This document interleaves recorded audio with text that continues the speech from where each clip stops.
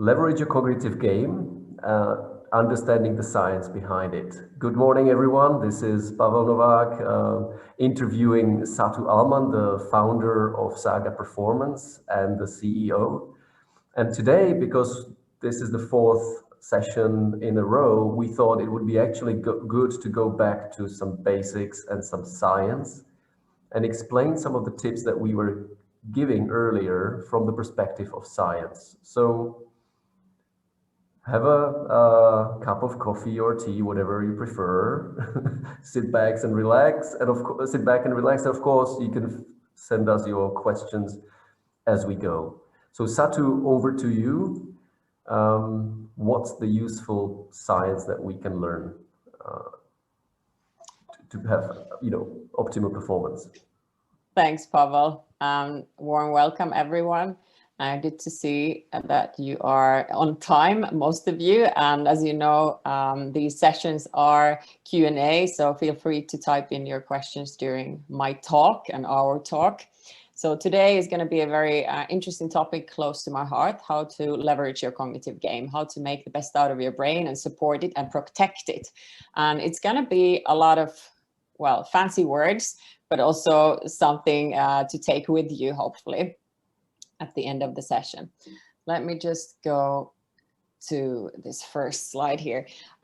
So our approach is the systems approach to performance, understanding that the human being and the human performance and health, as well as well-being, is linked to all these things that you see on the screen. So everything is interconnected, and whatever you do in your physical performance does have an impact on your cognitive performance and so on. Your environment plays a big factor in how you feel, how you perform. Your attitude plays a big role. What you eat plays a huge role. Your genetics, of course, as well, have an impact on your, well, let's say the building bricks that you have. Mm-hmm. But what we ultimately want to achieve is, when we talk about cognitive capacity, is the flexibility to bounce back, the speed of our execution, the brain speed, the memory capacity, the fact that we can learn more new things throughout our lives, not just when we're young and healthy, so to speak, that we can have the sustainable performance and the capacity, the cognitive and, of course, physical capacity, even though we today focuses on the cognitive one, and that we're able to bounce back in the way that we are able to recover from a tough day of performance. Mm-hmm. Satu, a question: why might we need to be able to bounce back very well in a professional environment? I can easily imagine it in negotiations, when there is a proposal, being able to react well and maybe create a counter proposal or work through it. But what would be the everyday businessman's situations where they need to bounce back fast? Well, bouncing back could mean that you've been working hard and you've been feeling stressed. If you've had a stressed day, how do you make sure that the next morning, when you have another important meeting, that you actually are ready to kick and deliver again and again, and you don't feel that kind of a brain fog, which is a very trendy term, and unfortunately a lot of us are suffering from that you feel like, oh, okay, I'm not on the top of my game this morning or this afternoon. So how do you make sure that you're recovering from stress and stressful environments and the load, the cognitive load, so that it won't negatively affect your results and performance? Okay. Brain fog. Okay. Yes. Good. Okay. First term for the day. Brain fog. It is a thing. Okay. And you also answered first question that we received. What's the single most important thing? Basically, you're saying it's a mixed bag. And if you focus on one thing only, you might be missing some other important things. So it's a system approach. Yes, it is a systems approach. Satu, hit us with the useful vocabulary. Yeah. Here we go. As said, it's going to be a lot of words, and we can go through all of them, I'm sure. And this is just to give you the understanding again about the fact that these are all connected one way or the other in your system. A lot of stuff is going on, and a lot of things that you do, whether it's consciously or subconsciously, they play a big role in your daily cognitive capacity. But also, if we're thinking about managing your cognitive performance in the long run, especially when we get older and we might want to make sure that we are performing on top level. Okay, I see more and more people are joining. It's 8:30. Good. Let's start with the HRV because I know it's something that we're measuring during the master coaching for executive negotiators when you're using the first beat measurement. Yeah. So Yeah. what is HRV? Why does it matter? Exactly. That's a good point to start, actually, because if we think about the autonomic nervous system that we have, which is then split to the parasympathetic and sympathetic nervous systems, heart rate variability, HRV, is a source or data source and a number actually that we can measure, that we can analyze where we are in the nervous system. So if we say, okay, the parasympathetic is generally, that is the rest and digest mode that we have. Then the sympathetic is the stressful fight flight mode. Heart rate variability is an indicator of how fast and how easy can you actually bounce back and switch between these nervous systems. The stronger your heart rate variability is, the healthier typically your heart is, the more protected you are, but also the better the capacity is to handle stressful situations. And even if you would be in a prolonged stress, let's say a lot of work, a lot of stress in life, how fast can you then switch back, either consciously or actually subconsciously? So it is the time in between those heartbeats. The higher the number of your heart rate variability, typically the healthier your system and the heart is. Okay. The lower it is, the more you are in the stress stage.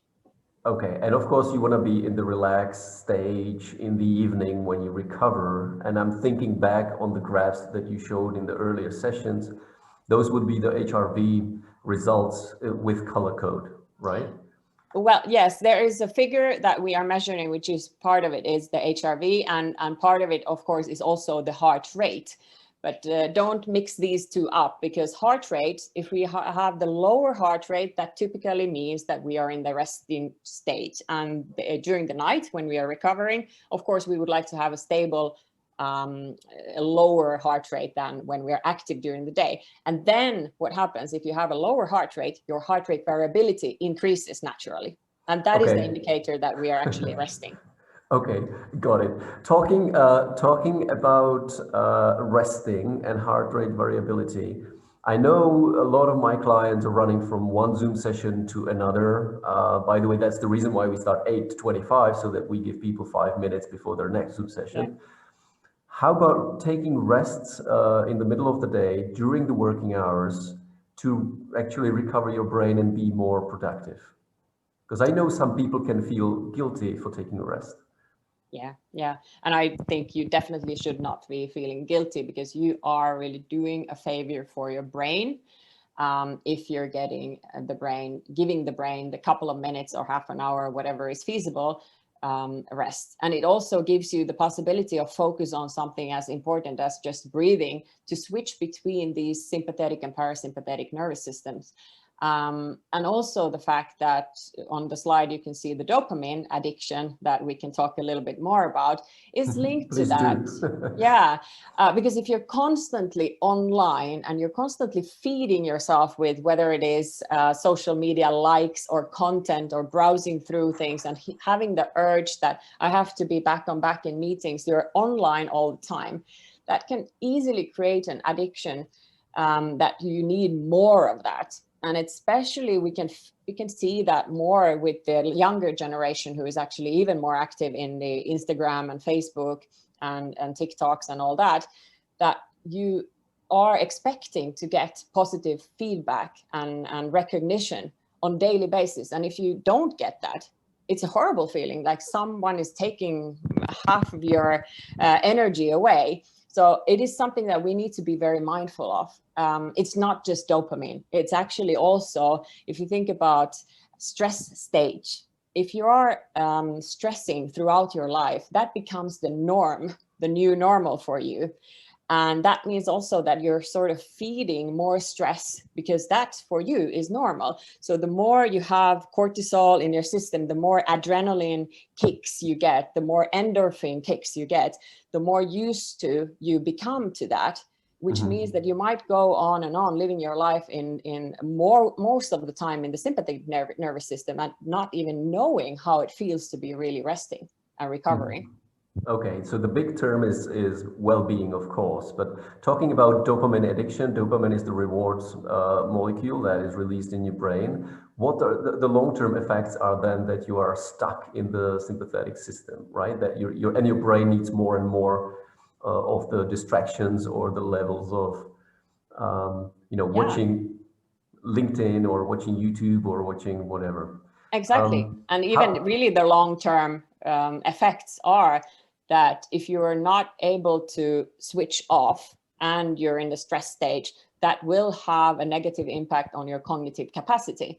And in the worst case, leading towards cognitive decline long term. Okay. Satu, talking about a holistic system, let's look at the food, and I see choline for brain. Could you explain what that means and how do we get enough of that?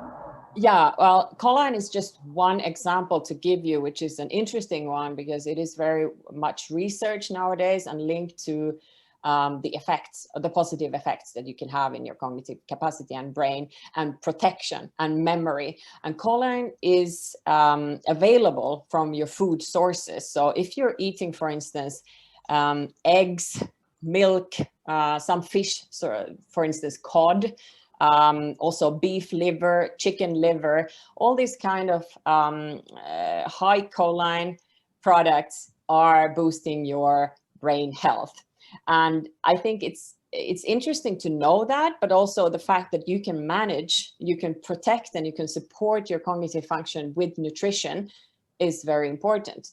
Because we also know that if you're just eating this kind of fast food, you're not taking care of your health. Yeah, we all know that that has effects. Most of us think about effects on physical looks maybe, but we don't really realize that it has a lot to do with our cognitive function as well.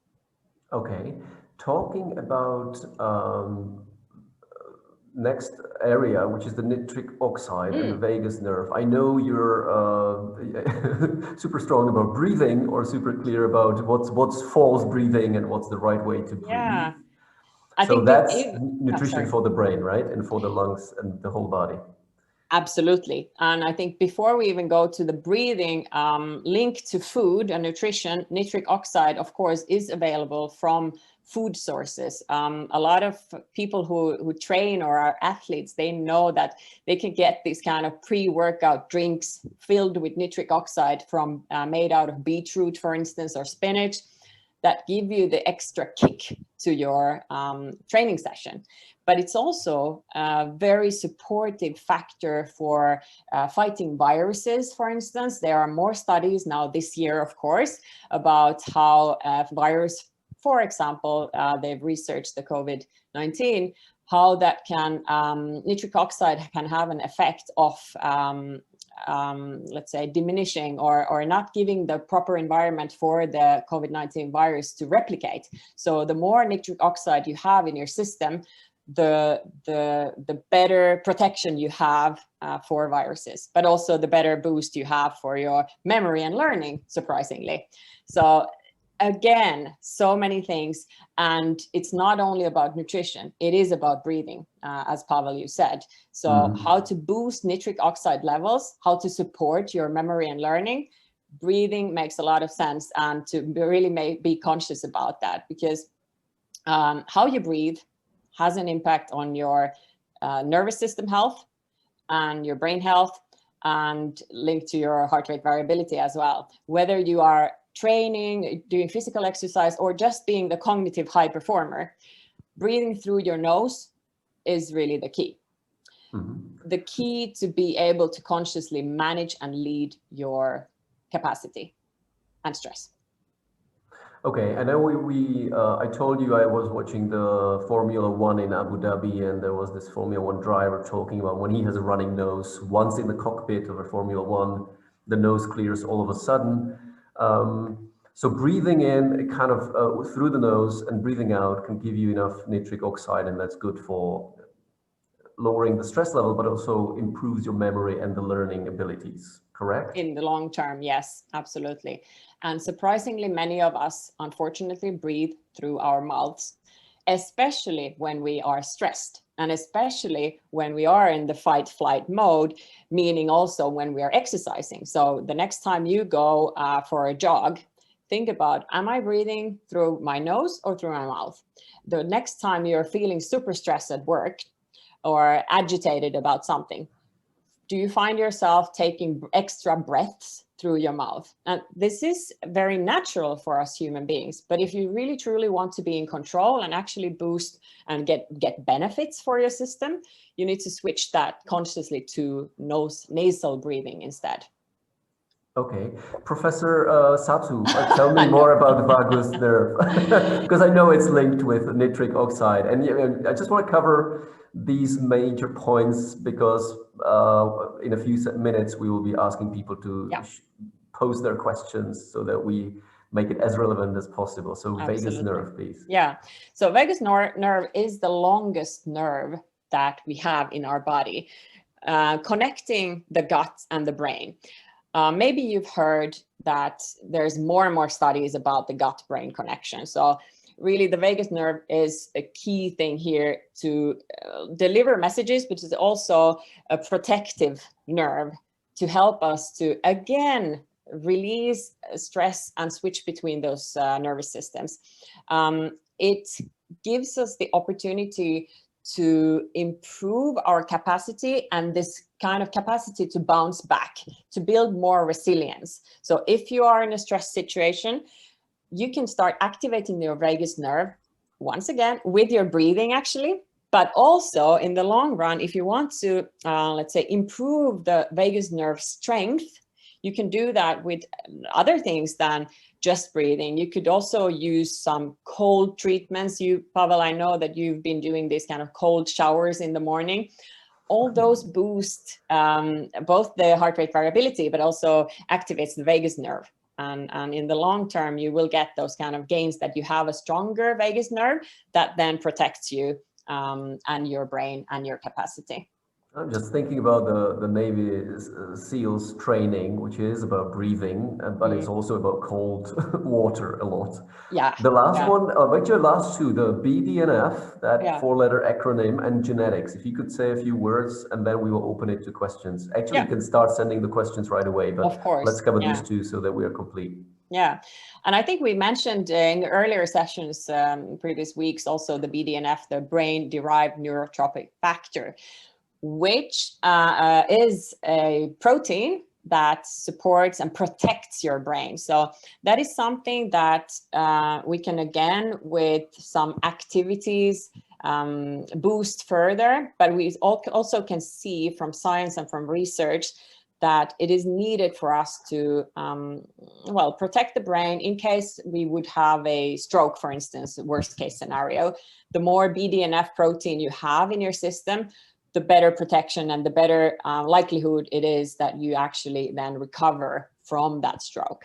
So it is a protein that is needed, but is also something that we can, well, genetically have either easier to boost, or we might need some extra support to boost that. And how to boost that? Well, training, for example, high intensity interval training, but also research tells us also strength training has an effect on that. And again, also breathing has an effect. And again, cold treatment also has an effect on the BDNF on a positive note. Linked to genetics, now that I mentioned that, well, some of us may have genetics and genetic variants that give us a higher risk of getting plaque buildup or inflammation or even cognitive decline throughout the lives when we get older, even talking about Alzheimer's and those types of diseases.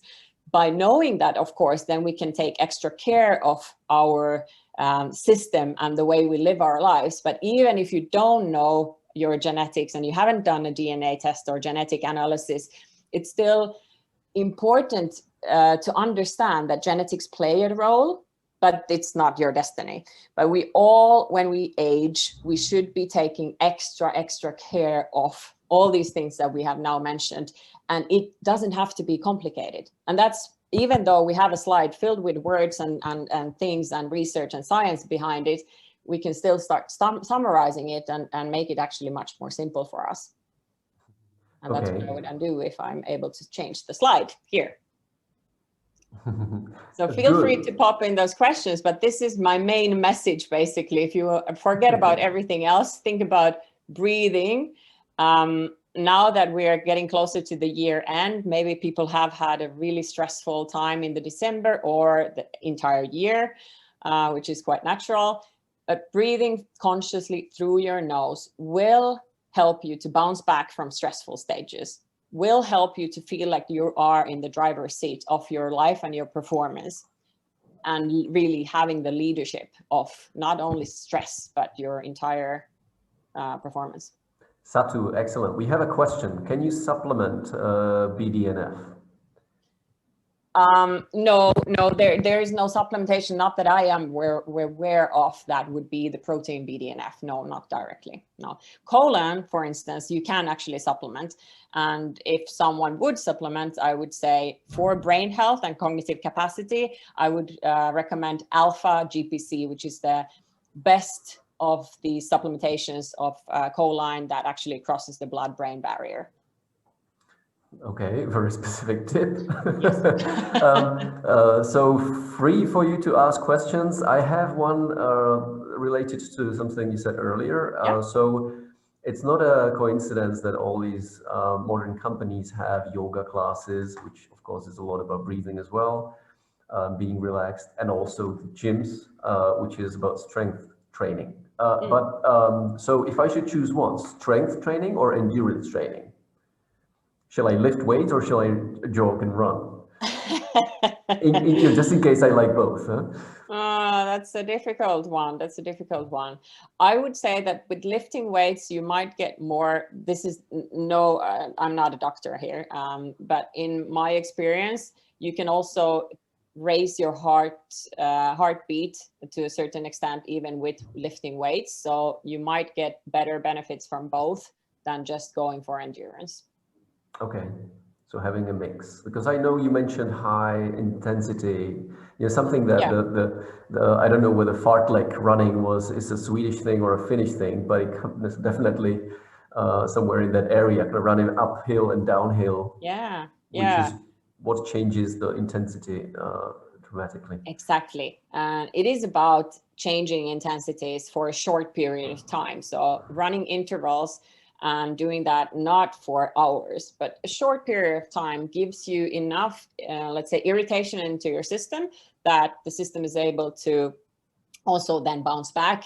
But by doing that, creates better resilience and actually start boosting BDNF, for instance. One more time, boosting the BDNF once we can't supplement it. I know you mentioned the strength training, the cold treatments. Cold treatments as well. Yeah. I think the most studies talk about high intensity interval training linked to BDNF and cold treatment, but also intermittent fasting has been studied quite a lot. And again, I'm not giving any individual recommendations what you should do, but more delivering based on science and research here. Okay.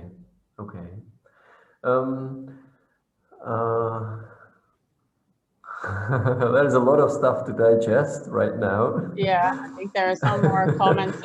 Okay, yeah. yeah. So it was a thank you, and that's a lot to digest. And I definitely agree because this is like a super quick lecture on the useful science. But I'm sure we just picked up the most relevant things. Absolutely. Satu, coming back to morning or evening routines, can you maybe repeat some of the things that we were recommending earlier from this perspective, or explaining how it's related to the things we've just covered? Yeah, good point. I think you need to own both your mornings and evenings because they both have a big impact on your resilience and recovery. Resilience is a big word this year, but owning the morning, for instance, by making sure that you are not in a stressful stage. Of course, that means that your night should have been very calm and you would have been sleeping well. But owning the morning could also mean that you are starting with the correct type of breathing. You're making sure that you're not in the sympathetic nervous system, that you are doing that type of exercise that is suitable for you. You're eating the food that is actually giving you the energy for the day. Again, I think breathing does play a big role there. And it could also mean that you will take the cold shower consciously to boost your performance, to get some energy. And then owning the evenings, similarly, you need to find the routines that help you and support your recovery throughout the night. Okay, 2 questions, they're coming, good. I missed the beginning, do we all produce BDNF? Yes, absolutely, absolutely. BDNF is a protein, the brain-derived neurotrophic factor that we all need and have. Then genetically speaking, some of us might have, let's say, a bigger benefit or likelihood that we have it easier in our system or have easier to boost it, but we all need it and all have it. Good. There is a question about technology. What technology can you use to measure stress levels and recovery from stress? Yeah. What we like to use in our programs, what I personally use throughout the years, if we look into stress levels, the indicator for me is the heart rate variability, because that really gives us the scientific proof of am I in the parasympathetic or sympathetic nervous system, and how fast am I switching and how good am I at switching between stressful states and recovery. So there is a First Beat is a company name, and we use their devices to use to do tracking and to do measurement. But then as a consumer, you could also have an Aura ring, for instance, to measure heart rate variability and stress stages. Then there are more, you have watches and all that, but we like to go with the products where we can rely on where there's more science and research behind it, that we can really rely on the data, the HRV data. Yeah. Okay, good. There's somebody asking once again, could you repeat the name of the supplement you recommended earlier or you mentioned earlier? Yeah, Alpha GPC. So that is a choline supplementation that has the possibility of breaking the blood-brain barrier. There are other choline, like citicholine is also a supplementation, just maybe a little bit cheaper and a little bit less effective in that sense. But I would also want to say that first and foremost, fix your nutrition, then supplement. And supplementation should not be throughout your life, more like a thing that you do every now and then. Okay, and Satu, a question about the genetics. What DNA test would you recommend one to take? Well, we use as Target Performance, and we have a partner called Appearance Zoo, and we use their testing just because it is the broadest and deepest when it comes to the genetic variants, that has over 700,000 genetic variants, and we can link it directly to performance related data. So that's what I recommend. Then there are a lot of tests that you can buy online as a direct to consumer reports type of a thing. I'm not recommending those because that's where you only get a report with some data there is no one asking you questions. So I think the epigenetic link here to understand how your lifestyle actually impacts your genes is the crucial one. So not just to read the genetics, but actually understand how you are turning on and off your own genes as you live your life the way you live your life. Okay. There's a question about sugar and stress, and let's take that as the last one because it's 8:54. Yes. Not to be stressed about time. No. What was the question? Sugar and stress.